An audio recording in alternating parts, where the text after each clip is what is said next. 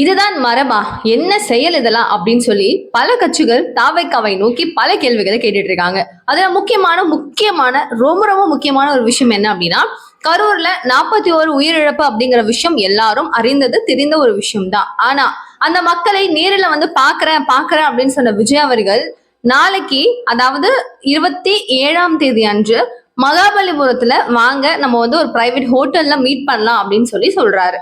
இது எப்படி பார்க்கப்படுது? ஓகே, இவங்க பெர்மிஷன்ஸ் கொடுக்கல, அதனால போல இருக்கு அப்படிங்கிற ஒரு ஒரு பார்வை எல்லாருக்கும் இருக்கு. ஆனா அதெல்லாம் தப்பு.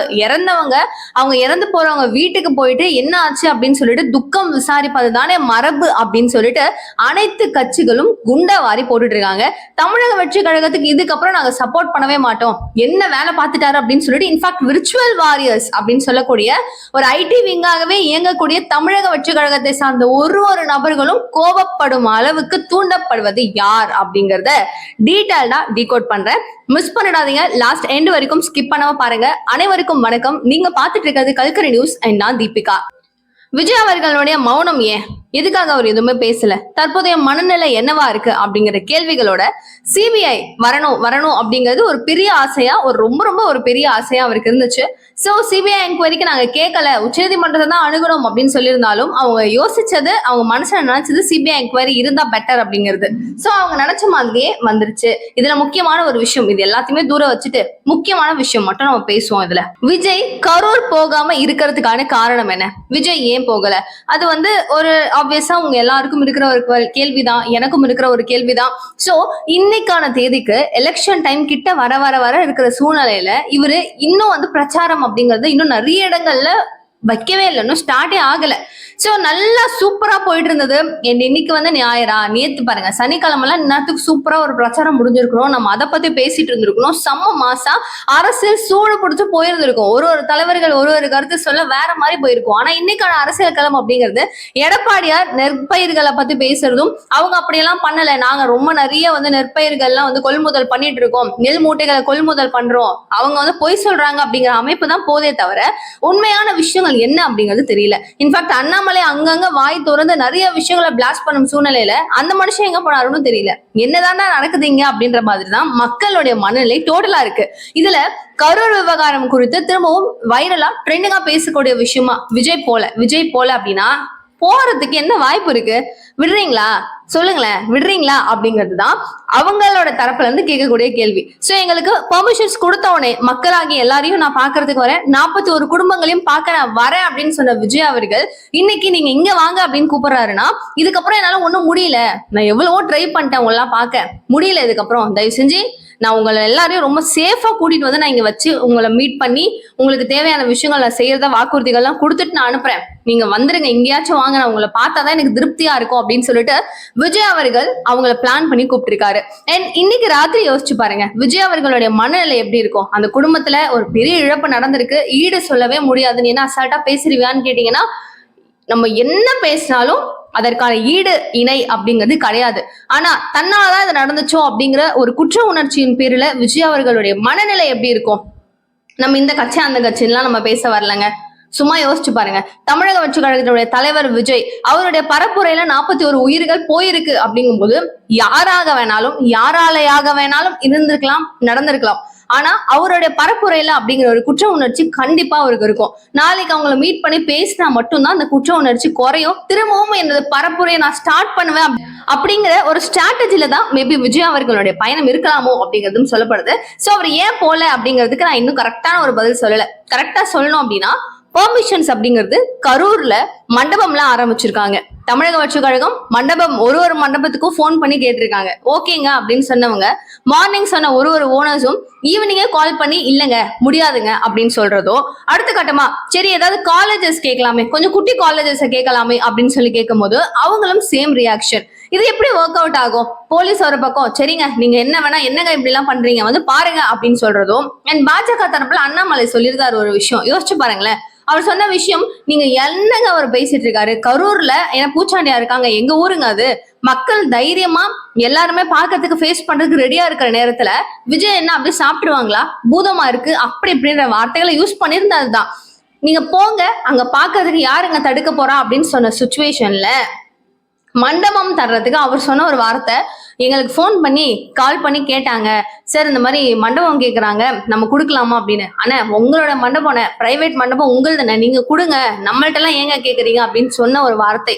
யோசிச்சு பாருங்க, அவங்க பாஜக.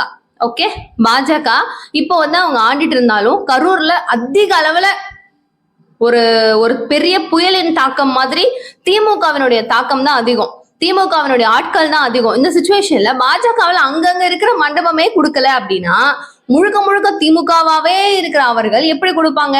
அப்போ அங்க ஆதிக்கம் அப்படிங்கிறது யாரோட தான் இருக்கு? கிடைக்கல. மனுஷனால எப்படி போக முடியும்? யோசிச்சு பாருங்க, எப்படி போக முடியும்? எனக்கு இந்த ஃபோர்ஸஸ் வேணும், நான் அங்க இருந்து அங்க டிராவல் பண்ணி போறோம்னா எனக்கு இப்படி வேணும் அப்படி வேணும்னு பல விஷயங்கள் கேட்கிறாரு. சரி சரி இழுத்தடிக்கிறாங்களே தவிர கிடைக்கல, கொடுக்கல. அங்கங்க நிறைய மாநாடு நடந்துச்சு, அங்க இக்கட்டான சுச்சுவேஷன்ஸ் நாங்க இதெல்லாம் ஃபேஸ் பண்ணோம் அப்படிங்கறது அவங்க தரப்புலயும் சொல்லியிருந்தாங்க. எவ்வளவோ இருந்துச்சு. இதுதாங்க ரீசனா இருக்கும், இதை தாண்டி ஒன்றும் இருக்காது.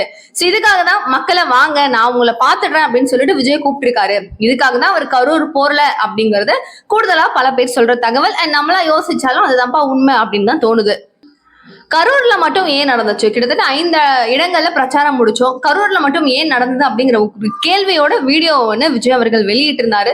என்ன நம்பின யாரையும் எதுவும் நான் செஞ்சிடக்கூடாது, என்னால அவங்க கஷ்டப்படக்கூடாது அப்படிங்கிறதுனால என்ன நீங்க என்ன வேணா பண்ணுங்க சிஎம் சார் அப்படின்னு சொல்லிட்டு முதல்வர் ஸ்டாலின் அவர்களுக்கு நேரடியாவே ஒரு மெசேஜாவே கொடுத்திருந்தாரு. இதுல எல்லாருக்கும் ஒரு கேள்வி, விஜய் அவர்களை எல்லாரும் சுத்தி சுத்தி டார்கெட் செய்யறது எதுக்காக?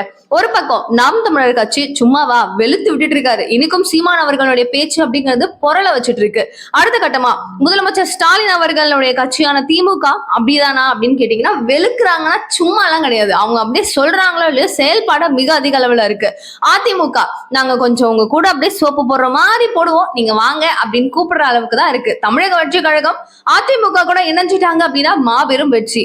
இதுல பல பேர் ஆசை என்னவா இருக்கு? தமிழக வெற்றி கழகம் அதுக்கு தனிச்சு நின்றுட்டு போயிடலாமே, கூட வந்து அதிமுகவை வெற்றி பெற வைக்கிறதுக்கு அவங்க தனிச்சு நின்று நெக்ஸ்ட் எலெக்ஷன்ல போய் நின்னுக்கலாமே, லைக் இந்த எலெக்ஷன்ல அவங்க வின் பண்ணல அப்படின்னாலும் நெக்ஸ்ட் எலெக்ஷன்ல பாத்துக்கலாமே அப்படிங்கிற ஒரு ஒரு ஒரு விஷுவல்ஸ் அவங்களுக்கு இருக்கு.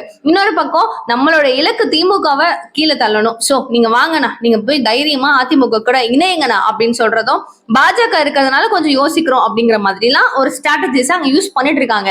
இந்த நேரத்துல எல்லாரும் சேர்ந்து டார்கெட் பண்றதுக்கு ஒரே காரணம், அவருக்கு மக்கள் செல்வாக்கு அப்படிங்கிறது மிக மிக மிக அதிக அளவுல இருக்கு. நீ ஒரு பெரிய தலைவனா, நீ வந்து ஒரு கூத்தாடி தானே, நீ வந்து ஒரு நடிகர் தானே அப்படின்னு சொன்ன வாய்கள் இன்னைக்கு தமிழக வெற்றி கழகத்தை இந்த அளவுக்கு ரொம்ப ஓவரா பேசிட்டு இருக்காங்க. திரும்ப திரும்ப பேசுற நீ அப்படின்னு சொல்லக்கூடிய அளவுக்கு பேசுறாங்கன்னா அவருடைய வளர்ச்சி எங்கேயாவது இடிச்சிருமோ நம்மள வந்து அப்படிங்கிற ஒரு பயத்தினாலதான் அப்படிங்கிறது மக்கள் ஒருத்தவங்களும் பேசக்கூடிய விஷயமாவும் இது இருக்கு. விஜய் அவர்களுடைய மௌனத்திற்கான காரணம் என்ன அப்படிங்கறதும் பல பேர் கேட்டிருந்தீங்க. எல்லாருக்குமே தோணுதுதான், என்ன இவரு ஒண்ணுமே அவர் பேச மாட்டேங்கிறாரு, எதுவுமே சொல்ல மாட்டேங்கிறாரு அப்படின்னு. ஆனா அவருடைய மௌனம் அப்படிங்கிறது முக்கியமா அரசியலா இது எல்லா விஷயத்தையும் ஆக்காம எனக்கு இவங்க மேல சந்தேகம், அவங்க மேல சந்தேகம், அவங்க அப்படி பண்ணிட்டாங்க இப்படி பண்ணிட்டாங்கன்னு நினைச்சிருந்தா பல குற்றச்சாட்டுகளை அவங்க தரப்பு எல்லாருமே வச்சிருக்கலாம். ஆனா எல்லாரும் மௌனம் காத்தது ஒரே ஒரு விஷயம் தான், நம்மளுக்கு தேவை ஒரு நீதி. நீதி கரெக்டா வேணும் அப்படின்னா நம்ம உச்ச நீதிமன்றத்தை அணுகணும், உயர் நீதிமன்றத்தை அணுகணும், எல்லார்கிட்டையும் போனோம். கடைசியில சிபிஐ அப்படிங்கிற நம்மளுக்கு ஃபேவரா இருக்கக்கூடிய விஷயத்த அவங்க கொடுத்தாங்க. சோ இதுக்கப்புறம் உண்மை என்னவா இருக்க போகுது அப்படிங்கிறது வெளியே வரட்டும், அப்ப நீதிங்கிறது நம்மளுக்கு கிடைச்சிரும். நம்மளுக்கு நீதி முதல்ல தேவை அப்படிங்கிறதுனாலவே மௌனம் காத்து வந்துட்டு இருந்தாங்க. அக்டோபர் 17ஆம் தேதி கரூருக்கு போலாம் அப்படின்னு நினைச்சுதான் அவருக்கு மண்டபம் எதுவுமே கொடுக்கல. அப்ப கடைசி கட்டத்துல அந்த மனுஷன் என்னதான் பண்ணுவாரு? அங்க வந்துட்டாரு, இப்பயும் ஒரு கரை, இப்பயும் ஒரு குற்றச்சாட்டு, இப்பயும் வந்து சுத்தி சுத்தி பேசிட்டு இருந்தா எங்க போய் முடியாதுன்னு தெரியல. அண்ட் அடுத்த கட்டமா விஜய் அவர்களுடைய மன நிலவரம் இப்போதைக்கு என்ன, கல நிலவரம் மாதிரி மன நிலவரம் இப்போதைக்கு என்ன அப்படின்னு கேட்டீங்கன்னா, எனக்கு தெரிஞ்ச ஒரு அப்சர்வேஷன் நான் சொல்றேன்.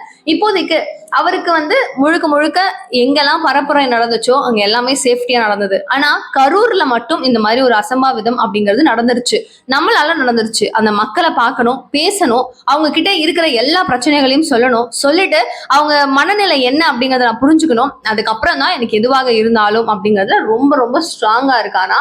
இதுல மக்கள் கேட்கிற கேள்வி, இன்னும் பரப்புரை அப்படிங்கிறது பல இடங்கள்ல நடக்கல, அது நடக்குமா? கூட்டணியா இல்ல கூட்டணி இல்லாம இருக்க போறீங்களா, தனிச்சு நிக்க போறீங்களா, அது அது இந்த நேரத்துல திரும்பவும் ஒரு பெரிய கேள்விக்குறியா நிக்குது. அதற்கான பதில் என்னவோ தெரியல. இது கூட உங்களுடைய சின்னம், தமிழக வெற்றி கழகத்தினுடைய சின்னம் என்னவா இருக்க போகுது அப்படிங்கிறது தெரியல. அடுத்த நகர்வு தமிழக வெற்றி கழகத்துக்கு என்னவா இருக்க போகுது அப்படின்னு தெரியல. எதுவுமே தெரியல. ஏதாவது ஒண்ணு பேசுங்க விஜய் அப்படின்னு சொல்லக்கூடிய நேரத்துலதான் கரூர்ல இருக்கிற ஒரு மக்களையும் விஜய் அவர்கள் பாக்குறாரு, சந்திக்கிறாரு அப்படிங்கிற விஷயங்களும், சின்னம் இதெல்லாம் கொடுத்திருக்கோம் அப்படிங்கிற விஷயங்களும் தமிழக வெற்றி கழகம் மூலமா வர ஆரம்பிக்குது. இது கூட மக்கள் அவர்கள் எல்லாருடைய சப்போர்ட் என்னவா இருக்கு அப்படின்னு பாத்தீங்கன்னா, இன்னைக்கு கிட்டத்தட்ட 250 கோடி அளவுகளும் அப்படின்னு வாங்கிட்டு இருந்த விஜய் இன்னைக்கு எனக்கு எதுவுமே வேண்டாம் அப்படின்னு உதறி தள்ளிட்டு அரசியல் பக்கம் வந்திருக்காரு அப்படின்னா மக்களுக்கு ஏதோ ஒண்ணு பண்ணணும் அப்படிங்கிறதுனாலதான். சோ அவரை சும்மா நம்ம நீ இப்படி பண்ண மாட்டேன், நீ அப்படி, நீ இப்படி, நீ நடிகன், நீ கூத்தாடி 1000 விமர்சனங்கள் வந்தாலும் ஒரு வாய்ப்பு, ஒரு 5 வருடம் போட்டுமே, எனக்கு என்ன, எனக்கு அரசியல் தெரியாது அப்படின்னு நினைச்சு சும்மா இருக்கிற மனுஷங்க அப்படி நினைக்கவே கூடாது.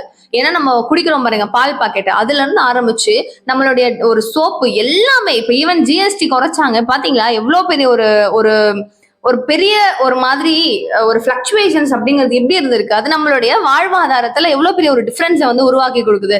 போற ரோடு தேவைதானே, நம்மளுக்கு கவர்மெண்ட் சரியா இருந்துச்சு அப்படின்னா தான் அந்த ரோடு ஒழுங்கா இருக்கும், அந்த கான்ட்ராக்டர்ஸ் ஒழுங்கா வேலை பார்ப்பாங்க. இது எல்லாமே நம்ம டே டு டே லைஃப்ல தேவைப்படுற ஒரு விஷயம். அரசியல் ஏன் அதெல்லாம் பேசணும், நம்மளுக்கு எதுக்கு, ஏவன் வந்தா நம்மளுக்கு என்ன, ஏவன் என்ன பண்ணா என்ன, நம்மளுக்கு ₹1 கிடையாது, நம்மளுக்கு அப்படி கிடையாது இப்படி கிடையாதுன்னு யோசிச்சோம்னா நம்ம சூஸ் பண்ற பர்சன் ரொம்ப தெளிவா இருக்கணும் அப்படிங்கறத மக்கள் ஒருத்தவங்களும் தெளிவா வச்சுக்கணும். ஒரு 5 வருட காலம், இத்தனை வருடங்களா, ஒரு 50 வருஷமா என்னுடைய வரலாறு இருக்கு அப்படின்னு சொல்லக்கூடிய திமுகவும் அதிமுகவும் அடுத்த நாம் தமிழர் கட்சியும் முளைச்சுக்கிட்டே இருக்கிற நேரத்துல 11 வருட காலமா அவர் கஷ்டப்பட்டுட்டு இருந்த இத்தனை வருடத்தை இப்ப 2 வருஷத்துல விஜய் இப்படி வந்துட்டாரே அப்படிங்கிற ஒரு ஆதங்கத்திலேயே அதிகமான விமர்சனங்கள் அப்படிங்கிறது தமிழக வெற்றி கழகம் மேல திணிக்கப்பட்டு இருக்குன்னு தான் சொல்லணும். இந்த அளவுக்கு ஒரு மோசமா போயிட்டு இருக்கிற இந்த செயல்பாடுகள் குறித்து நீங்க என்ன நினைக்கிறீங்க அப்படிங்கறத சொல்லுங்க. விஜய் அவர்களுக்கான ஒரு பெரும் ஆதரவு, மக்கள் சக்தி, அடுத்து விர்ச்சுவல் வாரியர்ஸ். ஆனா விர்ச்சுவல் வாரியர்ஸ் கிட்டயே என்னங்க இது, ஒரு பாருங்க, ஒரு சம்பவம் நடந்த இடத்துக்கு கூட போகாம மக்களை போய் அங்க நேர்ல பார்க்காம இப்படி பண்ணிட்டாரு அப்படின்னு சொன்னோடனே விர்ச்சுவல் வாரியர்ஸ் எல்லாருமே எல்லா நேரத்திலும் சப்போர்ட் பண்ணுவாங்களான்னு கேட்டா எல்லாரும் சப்போர்ட் பண்றாங்க. ஆனா ஏதோ ஒரு சில இடத்துல எப்படியோ மூட்டி விட்டு ஃபயர் பண்ணி அவங்கள மாதிரியே இவங்க சண்டைலாம் போட்டுக்கிற மாதிரி, நான் இனிமே விஜய்க்கு சப்போர்ட் பண்ண மாட்டேன் அப்படின்னு சொல்லக்கூடிய அளவுக்கு கூட இந்த எக்ஸ்ட்ரீம் போயிட்டு இருக்கு. இதுக்கெல்லாம் காரணம் திமுக தான் அப்படிங்கிற குற்றச்சாட்டையும் மீதி இருக்கிற நபர்கள் வச்சிட்டு இருக்காங்க. ஃபைனலா என்ன நடக்க போகுது அப்படிங்கறத பார்ப்போம். விஜய் அவர்கள் கரூருக்கு போய் பார்க்க முடியல அப்படிங்கிறதுக்கான ரீசனை நான் உங்களுக்கு சொல்லிட்டேன். அக்செப்ட் பண்றீங்களா இல்லையா அப்படிங்கறத இந்த வீடியோவை லைக் பண்ணி எனக்கு சொல்லுங்க. அண்ட் கமெண்ட் பாக்ஸ்ல விஜய் செய்யறது தவறா இல்ல கரெக்டா அப்படிங்கறத சொல்லுங்க. மறக்காம நம்ம இந்த கட்சி அந்த கட்சின்னு வச்சுக்க வேணாம், ஜஸ்ட் ஒரு மைண்ட் செட் அண்ட் நீங்க என்ன நினைக்கிறீங்க அது மட்டும் போதும். Okay, thank you so much for வாட்சிங். நிகழ்வுகளுக்கு சேனலை சப்ஸ்கிரைப் பண்ணிக்கோங்க. தேங்க்யூ சோ மச் ஃபார் வாட்சிங்.